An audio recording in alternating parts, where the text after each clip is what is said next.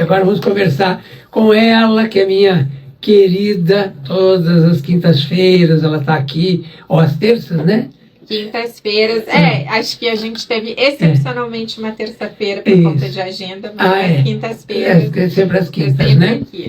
Exatamente. Então, quintas-feiras nós temos Solviana e temos a doutora Michele Piocher, que hoje vai falar de um tema, gente, que está aí na cabeça de todos nós, pelo que aconteceu com a cantora Isa, pelo que tem acontecido com várias mulheres, que está acontecendo aí com a ex do Éder Militão, né, com as ex do Neymar, enfim, vem acontecendo cada vez mais essas coisas. Claro que cada um aqui tem uma especificidade nessas histórias todas que eu falei, algumas são toxicidades psicológicas e tal, outras são físicas mesmo e tal, mas de qualquer forma a gente está falando de relacionamentos nocivos. Eu costumo sempre dizer assim, meu bem, está namorando, o namorado botou a saia curta, o namorado apertou seu braço e falou assim, vai tirar essa saia? Pode terminar. Pode terminar, porque isso aí só vai complicar cada vez mais, não é isso?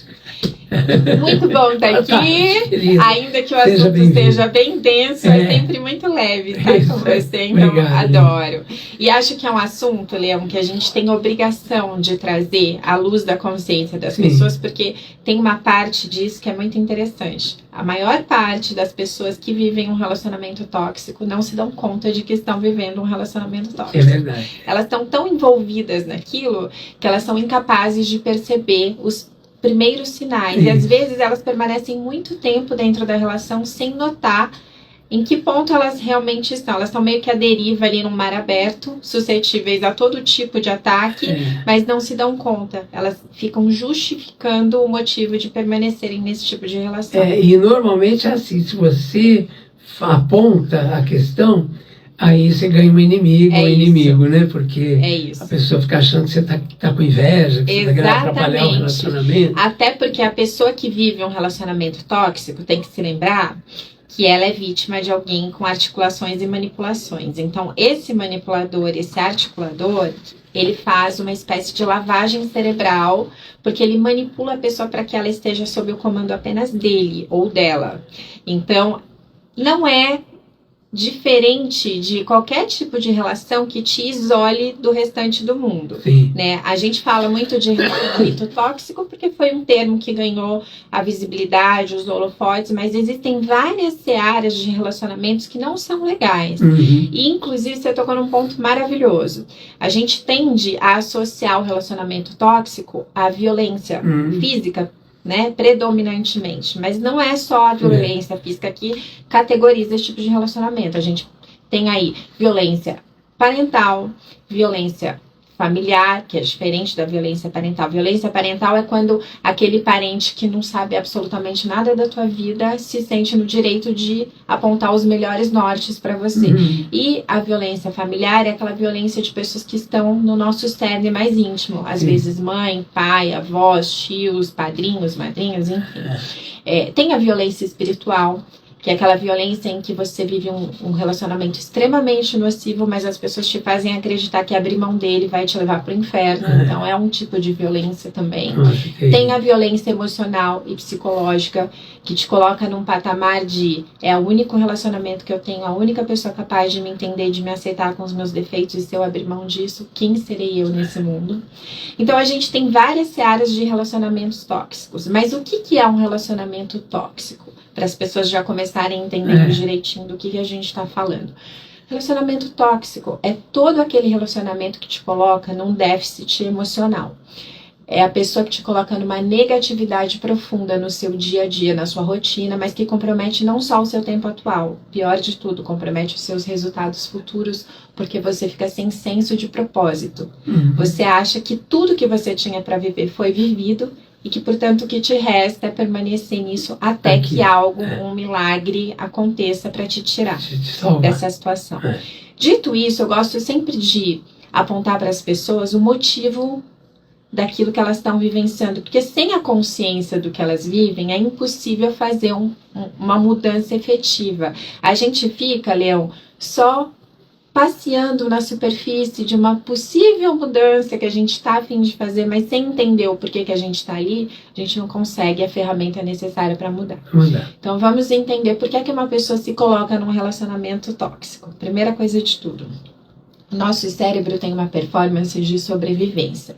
É por isso, por exemplo, que a gente come, que a gente se hidrata, que a gente dorme, porque ele está sempre atuando, sobretudo, no modo sobrevivência. Ele quer que a gente permaneça vivo o máximo de tempo possível. É por isso também que a validação e a aprovação das pessoas nos encanta, nos vicia. Porque quando a gente come, dorme, se hidrata e é validado ou aprovado, libera-se no nosso corpo um hormônio chamado dopamina, que é um hormônio de bem-estar, de prazer imediato. Sabe quando a gente tá super nervoso e vai lá e toma um potão de sorvete? É uma dopamina barata, maravilhosa. Mas o que o cérebro faz? Mesmo quando você toma um sorvete delicioso ou você come um bolo de chocolate que você diz, uau, nunca comi um bolo tão gostoso, ainda assim ele te faz ler um artigo sobre saladas e sobre saúde. Por quê? Porque mesmo tendo prazer imediato, liberando dopamina, serotonina, que é um outro hormônio muito importante que acontece, aliás, nesse tipo de situação, ele quer te levar para o modo sobrevivência. Então ele faz você pensar assim, olha, o bolo é gostoso, o sorvete é prazeroso, mas a salada vai me garantir mais anos de vida. Então ele te coloca nesse modo sobrevivência. Por que eu estou dizendo isso? Quando a gente está num relacionamento tóxico, por trás de tudo que é nocivo, tem um ganho, tem uma dopamina acontecendo. Tem um prazer escondido nisso. Tem um bolo de chocolate delicioso. Tem. E não necessariamente esse prazer está no outro. E olha que sacada que a gente precisa entender. Eu gosto sempre de traçar os perfis suscetíveis aos relacionamentos tóxicos. Quem são as pessoas que estão mais ali prontinhas para um manipulador ou para uma manipuladora darem o ar da graça? Os carentes efetivos. Carentes afetivos estão no topo da lista, eu digo né? Efetivos. É isso. Carentes afetivos são vítimas perfeitas e maravilhosas porque são vítimas fáceis, né? E como é que um manipulador ou uma manipuladora agem nessa situação? Eles vão pela bajulação, né? Frequentemente, um tóxico é muito charmoso e muito manipulador no sentido da bajulação. Ele faz você liberar essa dopamina barata rapidamente, então ele vai te aprovar, vai te validar, vai te endossar. É o chamado sedutor barato. É um sedutor. É que nem sempre é barato, às vezes eles são mais sofisticados. É caro, é verdade. E aí, Leão, o que acontece? Ele faz você ficar viciado nos elogios que ele tem para te trazer. Até porque, frequentemente, um carente afetivo foi alguém muito rejeitado durante a sua história de vida. Sim. E aí ele tem esse vácuo pronto para ser preenchido, que pode ser preenchido com terapia, com ferramentas, ou pode ser preenchido pelo lado errado. E aí a gente fica refém de um relacionamento que tem essa dopamina. Ou seja, o relacionamento é ruim, o relacionamento te faz mal, o relacionamento te coloca num viés perigoso, porém tem essa dopamina da qual você não consegue abrir mão. Sim. E aí a gente tem também, Leão, e eu gosto muito de apontar isso porque é a realidade de 86% das mulheres. Então eu quero que as mulheres que estão nos ouvindo prestem muita atenção nessa informação, porque elas têm uma medida protetiva agora para entenderem o porquê que elas estão vivendo isso e para decidirem se elas querem permanecer. Sabe aquela mulher que depois que se casou engordou muito? Você fala assim, gente, não tem uma questão genética nesse jogo, não tem uma doença pré-estabelecida para que isso aconteça. Ela engordou por quê? Ah, ela ficou relaxada? Não, ela se descuidou muito menos. O que acontece é que em nome de um relacionamento onde você não consegue se destacar, você se protege. E a melhor forma afetiva de se proteger é engordando. Porque você suprime tudo que você é em detrimento do destaque do outro. E aí você quer justificar para as pessoas, olha, meu marido, ele é maravilhoso, é que você não convive com ele. Todo mundo olha o traste que é e diz, meu Deus, que escolha errada, que GPS falido, mas ela diz, não, você não convive. E aí você vê que essa pessoa tá cada dia maior, tá cada dia mais fofinha, mais gordinha, por quê? Isso acontece muito com mulheres, mas também acontece com homens, frequentemente mais com mulheres, porque ela não consegue bancar o próprio destaque. Aí tem os endividados, que também são os perfis mais preferidos dos manipuladores. Por quê? Porque a pessoa que cresce, aparece e se endivida, não consegue manter a sua vida financeira em ordem, é uma pessoa com uma extrema dependência da aprovação dos pais. Então, o meio de ela manter essa sensação de que eu dependo dos meus pais emocionalmente é se endividando. Aquela pessoa que não importa quanto ganha, sempre vai gastar mais do que ganha, porque ela precisa dessa dependência emocional. Ela precisa se sentir alguém debaixo de uma autoridade maior. Então ela não consegue bancar o crescimento dela, ela não amadurece. É um eterno bebê vivendo uma vida adulta. E por fim, Leão, a gente tem um perfil que é o perfil ou da mulher que é muito forte. Sabe, você deve conhecer uma mulher que ela banca tudo. Ela banca o relacionamento, ela banca as contas, ela banca as decisões. Ela é a fortuna, a mulher maravilha da casa. Frequentemente, quando a mulher tem esse perfil, e eu não estou falando das mulheres empoderadas, as fortes, as saudáveis. Eu estou dizendo aquela que chama tudo para ela, como se ela tivesse uma couraça de aço e dissesse, eu dou conta de tudo, quando na verdade não. Essa mulher, por trás dessa força toda e dessa vontade, esse desejo de cuidar de todo mundo e dar conta de tudo, tem uma tremenda criança rejeitada pelo pai, ou uma criança que foi suprimida, foi calada durante a vida toda. Então ela entendeu que para ela brilhar, ela precisa mostrar para os outros que só ela resolve. Então, veja que a submissa, por outro lado, aquela mulher que adora colocar o marido numa posição de chefe, numa posição de o redentor da própria vida, é uma mulher que cresceu num lar super briguento. Então, como ela assistiu aos pais brigando a sua vida toda, o tédio para ela não faz o menor sentido, sabe? Pertencer a uma família saudável e equilibrada é uma irritação muito grande. Ela precisa de algum motivo para que ela se sinta menor. E aí o cérebro diz, estamos em terreno conhecido. Então, eu estou mencionando todos esses perfis porque a gente precisa entender onde é que a gente se encaixa. Sem entender se eu sou a mulher muito forte, que estou chamando para mim responsabilidades que não são minhas, e que, portanto, não sou eu quem tem que resolver. Ou talvez eu esteja dando destaque demais para a pessoa errada, esquecendo que eu também sou um destaque que mereço um holofote. Ou, de repente, eu estou me endividando, comprando muito mais do que eu preciso, porque eu preciso dessa dependência de alguém dizendo para mim, calma, não faça isso, faça aquilo, vá por esse caminho, me direcionando como se eu fosse uma criança de 10 anos ou uma adolescente que precisa o tempo todo de alguém me dando a mão e me mostrando o caminho certo, sem entender a que perfil eu pertenço, eu realmente não consigo avançar. E aí eu fico a vida toda martelando no mesmo buraquinho. E nesses exemplos todos que você deu, você percebe que nem sempre é uma dependência do marido, ou do namorado, ou do noivo. Às vezes é de um irmão, às vezes é do pai. E uma coisa muito importante, Léo, a dependência nunca está no outro. O outro é um ator numa peça em que nós protagonizamos. É importante a gente deixar isso claro, né? A gente tem uma tendência a aprender desde pequenininho que a culpa é do outro quando a gente erra. Em contrapartida, o louro é nosso quando a gente acerta. Isso está errado, porque o louro é nosso quando a gente acerta e quando a gente erra, a questão está em nós, o desafio é nosso. Eu não gosto da palavra culpa.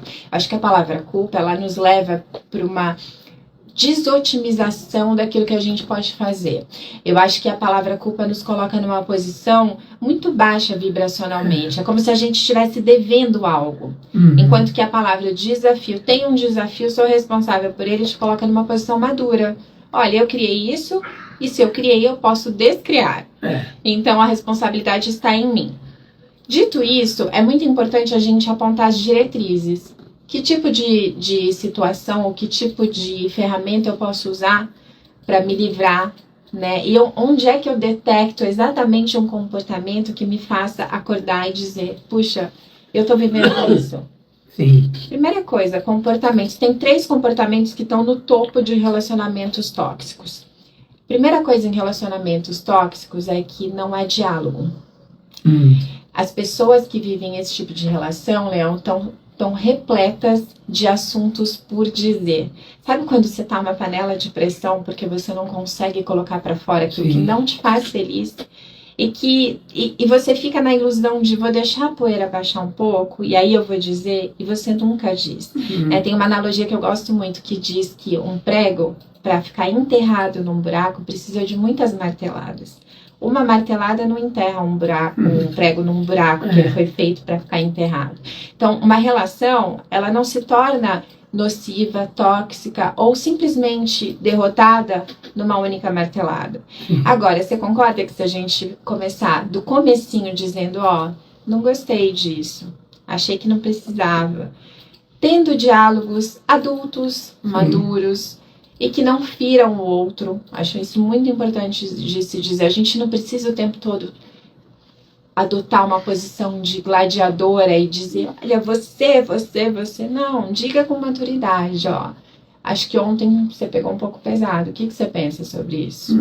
E deixar o outro se justificar, porque às vezes, assim como uma pessoa não percebe um relacionamento tóxico, alguém pode não perceber uma situação de grosseria, de desrespeito, enfim. Dê uma chance, né? Acho importante. Segunda coisa num relacionamento tóxico é o valor unilateral. Frequentemente, Leão, uma pessoa só brilha, uma pessoa só é validada, uma pessoa só tem suas necessidades atendidas, porque a outra é uma espécie de salvador. Sabe aquele casamento, você já deve ter ouvido essa frase, eu não me casei por amor, eu me casei porque era uma tábua de salvação, eu me casei para sair da casa dos meus pais, eu me casei porque eu não tinha solução. Coisa triste. Uma coisa triste, mas é uma realidade de muitas mulheres, infelizmente. Elas acreditam que com o passar do tempo, elas vão se apaixonar, vão amar, vão aceitar. E às vezes pode até acontecer na convivência, mas é muito difícil, porque se você não tem uma porta aberta de premissa, você não vai conseguir abrir a porta no meio do caminho. E muita gente pode estar pensando em casa assim, eu até percebo essas coisas, tal, mas é o meu casamento, eu casei, como é que eu vou, né? Vou me livrar disso. E, na verdade, você não casou, você entrou nessa doença, né? Vamos dizer assim, né? Perfeita essa colocação. Essa é a palavra. Você não está casado. Exatamente. Você não está se relacionando. Você faz parte de um movimento doente. Isso. Em que você está ali dançando conforme essa música. Mas uma pergunta que tem que ser feita sempre, em qualquer momento da nossa vida é: quando foi que isso começou e quando foi que eu comecei nisso? Porque as coisas têm que fazer sentido para você, sabe? A gente tem uma geração que nunca esteve tão ansiosa e tão depressiva justamente pela falta de propósito. Mas um propósito, Leão, não se descobre no decorrer da jornada, se cria. Propósitos não são meramente uma bênção que vem com alguns e outros tem que ir em busca como uma pedra filosofal. Essa é uma mentira. Você cria o seu propósito todo dia. E sabe o que é criar um propósito? Não é você descobrir que você nasceu para ser o próximo Nobel. Não é sobre isso. O seu propósito é: hoje eu vou levantar. Eu não estou com vontade de sair da minha cama, mas eu vou levantar porque eu acredito que tem alguma coisa especial nesse dia para mim. Sim. Isso é propósito. É quando você cria situações no meio do caos, porque você acredita mais no seu propósito de ser alguém legal e abençoada do que você é um fracasso e que você foi criada por Deus para absolutamente nada. É muito mais básico, né? É muito básico.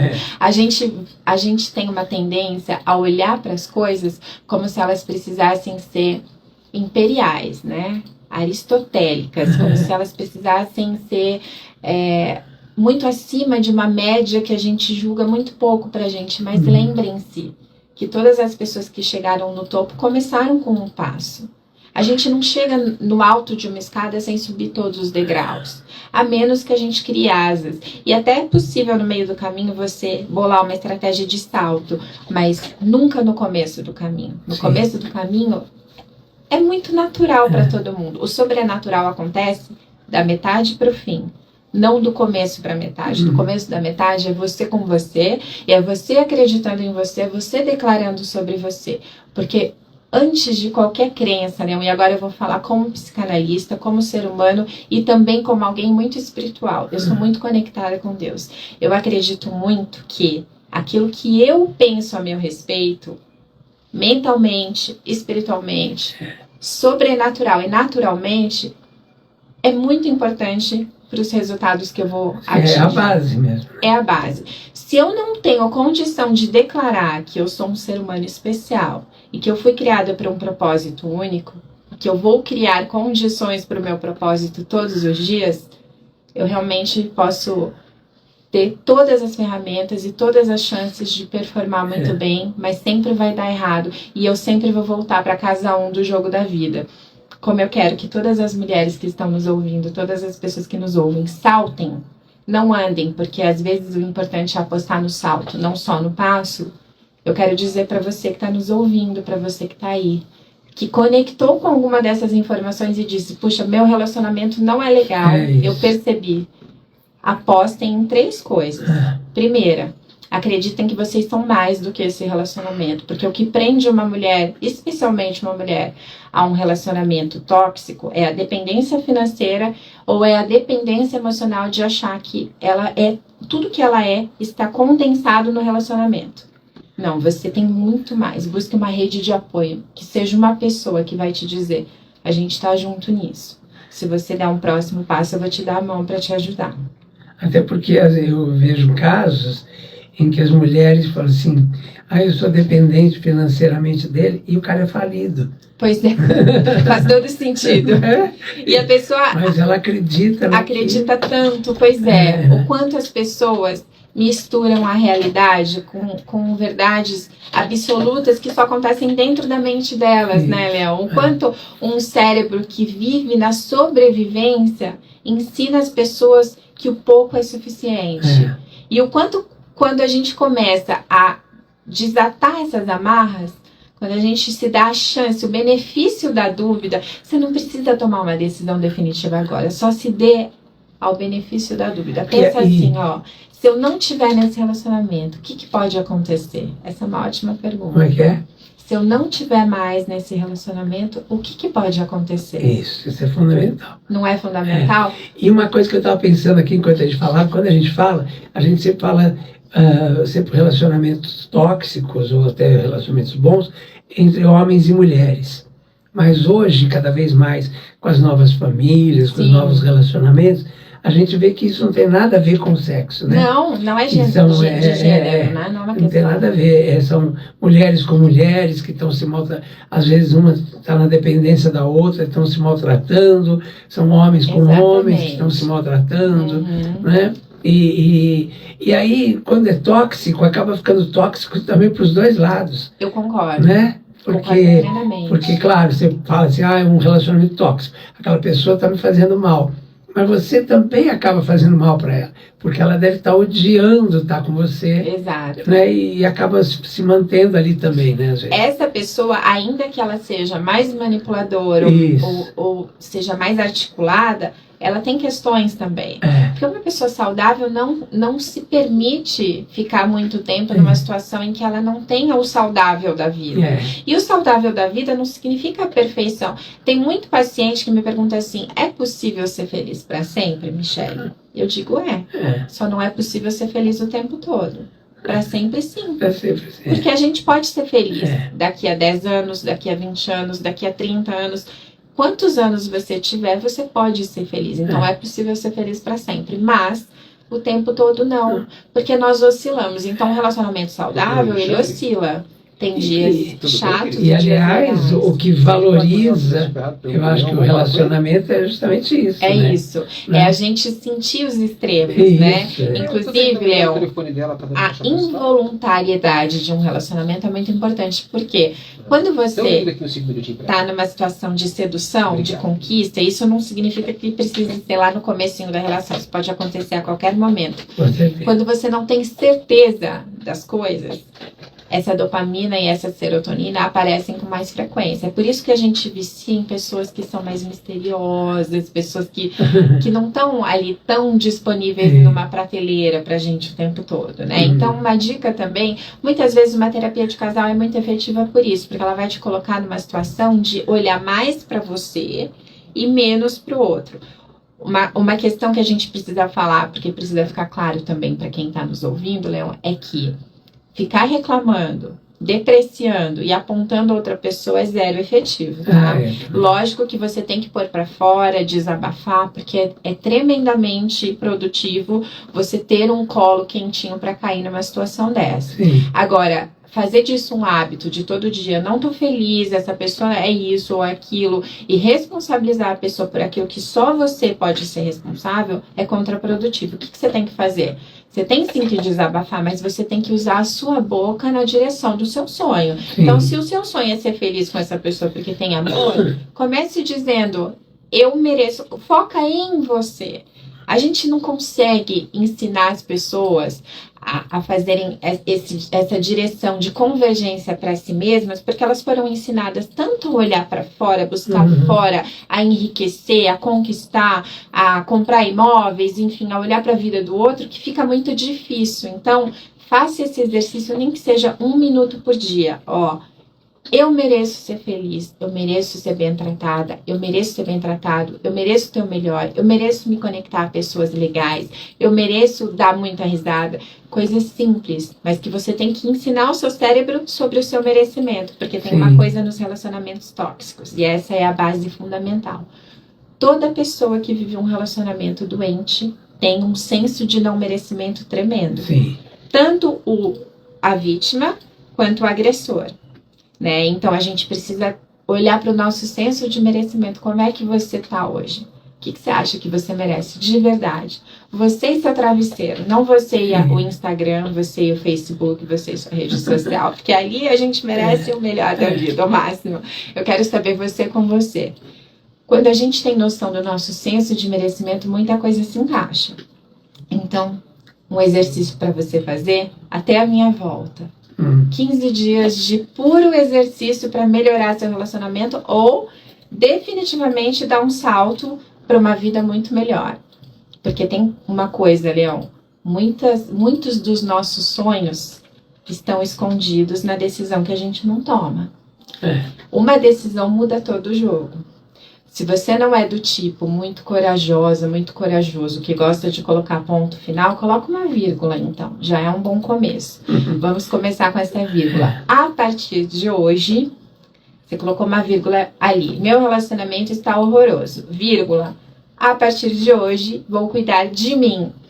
Comece se empoderando com frases de merecimento. Eu sou legal, eu sou especial, eu não dependo da aprovação dos outros. Se olhe no espelho, porque essa dopamina e essa serotonina podem aparecer quando você se valida. Olha no espelho, enxerga a sua alma e diz, aqui tem uma alma pronta para ser feliz. Dito isso, começa a focar em você. Se perfuma, se maquie, se você é homem, se vista bem, se perfume, também pode se maquiar, pode fazer o que você quiser. Tenha ações que produzam em você o seu melhor. Leia um livro, escute uma música gostosa, se declare, mas se declare para você também. Agora me lembrei da história do Brad Pitt. Pois é, Brad Pitt está com uma boa terapeuta, posso garantir, viu? Fala essa paixonite dele. Certeza que tem alguém ali direcionando as emoções. Exatamente. A gente precisa se amar muito, a gente precisa se tratar bem. Parem de querer que o outro faça por você aquilo que o seu pai não fez, aquilo que a sua mãe não fez. Eles fizeram o melhor que eles puderam. Sabe, para de olhar para trás, porque a resposta que você busca, a vida que você sonha viver, os sonhos que você quer realizar, não estão aí atrás, eles estão no futuro. Então, para a gente chegar lá, a plantação tem que ser hoje. A gente não consegue colher nada sem plantar. Até porque o passado é tão passado, quer dizer, principalmente hoje em dia, que o mundo está mudando tão velozmente, não né? Que aquilo Perfeito, que os seus pais fizeram foi o que eles puderam naquele momento, naquela época, com aquela geração. Que eles tinham, né, Léo? A gente tem que considerar que, lógico, tem histórias caóticas, cabulosas, e enfim, e que são difíceis de lidar. E eu tenho o maior respeito, eu tenho pacientes com histórias dificílimas, mas o que muda não é a história. E eu gosto sempre de dizer isso, né? Quando você procura uma psicanalista, uma psicóloga, uma terapeuta, ela não vai mudar a sua história, mas ela vai mudar a sua narrativa da história. E essa narrativa produz decisões que você não produziria se você não conseguisse narrar a história desse jeito diferente. um jeito de mudar a sua narrativa é não sentir pena de você mesma. Porque se você continuar sentindo pena de ó céus, ó vida, ó azar, eu fui preterida, eu fui rejeitada, eu fui odiada, eu não fui amada. A gente usa muito em terapia, assim, eu vou lidar com o problema, né? Quer dizer, é bem isso. É isso. É o jeito como você lida com o problema porque que pode... é a sua visão que muda o jogo. Isso. O terapeuta vai te guiar para que a sua narrativa seja a narrativa de alguém que quer vencer, não de alguém que quer sentir pena de você. Sabe que uma vez o Robertinho, acho que me ensinou uma coisa que eu levo para a vida. Eu estagiei no Instituto Gente, eu fiz a melhor leitura crítica de um livro do Roberto e eu tive, assim, anos de aprendizado, fiz todos os seminários, workshops, palestras com ele, enfim. O Roberto é um grande mestre para mim, ele me ensinou uma coisa.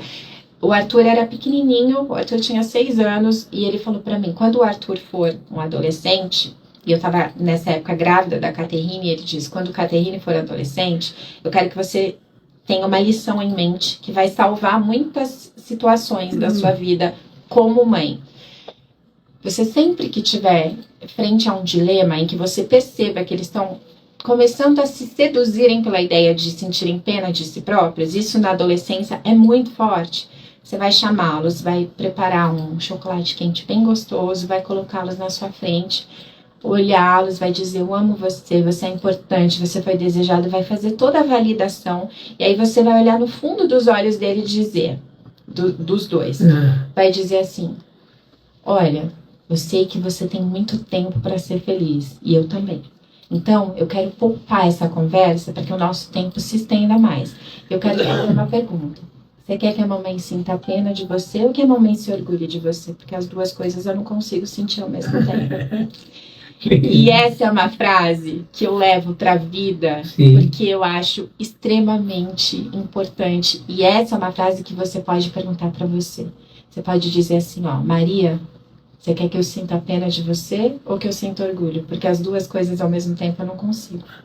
E aí, quando você se der essa resposta, eu acredito em você, eu sei que você vai dizer, eu quero que você se orgulhe da mulher que você é, do homem que você é, independente de gênero, porque a gente está falando de ser humano, né? É alma. Alma não tem gênero, alma tem propósito, precisa ser feliz, a alma precisa amar, precisa experimentar, precisa estar aqui para alguma coisa maior. Toda vez que você se perguntar isso, eu tenho certeza que você vai escolher o orgulho e que você vai, a partir de hoje, plantar situações que façam com que você se orgulhe de você. Esquece a validação do outro. Lógico que a gente vive numa sociedade que a gente quer ser aplaudido, que a gente quer holofote, mas nesse momento de cura, de decisão, a gente precisa optar pela nossa alma. No momento em que a gente está curando a alma, a gente não pode olhar para fora, a gente só pode olhar para dentro. Toda boa orquestra é regida por um maestro que dá as costas para a plateia. Não se esqueçam disso. Um bom maestro olha para a orquestra e dá as costas para a plateia. Se você está nesse momento de decisão, dê as costas para a plateia e olhe para a sua orquestra e tudo vai acontecer. Maravilhosa, eu fico aqui sorvendo as palavras dela. Eu espero que vocês aí em casa também curtam como a gente curte aqui. Hoje meu diretor veio aqui, o Rony Magrini, para dar os parabéns para ela, dizer que ele a ouve sempre, né, indo para casa e fica encantado com todos os ensinamentos dela. E é isso mesmo que eu acho que é importantíssimo, né? Que vocês entendam perfeitamente o que ela está dizendo, não distorçam as palavras, entendam fielmente o que ela diz, porque isso vai ajudar muito a cada um de vocês. Aí eu tenho certeza disso, viu? Porque o ser humano é maior, ele sabe entender o que é bom para ele. Eu tenho certeza disso, eu confio nisso, viu? Linda. Amei, muito obrigada pela oportunidade. Obrigado, sempre. O que eu mais quero é que as pessoas nos escrevam dizendo, olha, encontrei a minha alma, ela estava perdida num caminho tortuoso, mas não é que a gente se encontrou. Não é que encontrou outra alma, não, é a sua. A sua alma gêmea é a sua. Isso, é você aqui fora com você aqui dentro e aí tudo acontece. Olha, na próxima quinta... Obrigada. Dia 1º de agosto, estarei aqui e acho que a gente pode falar sobre relacionamentos parentais, dando sequência a relacionamentos tóxicos, Leão. A menos que você tenha um tema ainda mais uau, de repente, a gente pode, né, se acontecer alguma coisa factual, mas a priori, acho que falar de relacionamentos parentais pode ser bastante interessante, porque eu sei que pós-férias as mães vão se encher de culpa, as avós vão se encher de culpa, porque vão pensar, puxa, eu devia ter brincado mais, devia ter falado mais, devia ter contado mais histórias. Então, pra gente curar esses corações, pois é, não é verdade? A gente, quando as aulas retornam, a culpa chega. Você não fez tudo que devia ter feito. Então, pra gente curar esses corações, que são muito exigentes, mas que entregam tudo, a gente só precisa ensinar os nossos olhos, Leão, a olharem para o nosso valor e não para a nossa falta. Então, vamos tentar fazer essa convergência também no próximo programa. Se não aparecer um fato mais interessante, a gente mantém essa linha para curar os corações culpados. Então, dia 1º de agosto, uma quinta-feira, a doutora Michele Piocchi vai estar aqui de novo com a gente para nos abrilhantar com as suas ideias maravilhosas. Viu? Obrigado, viu, querida? Obrigado mesmo, do fundo do coração. Agradeço também.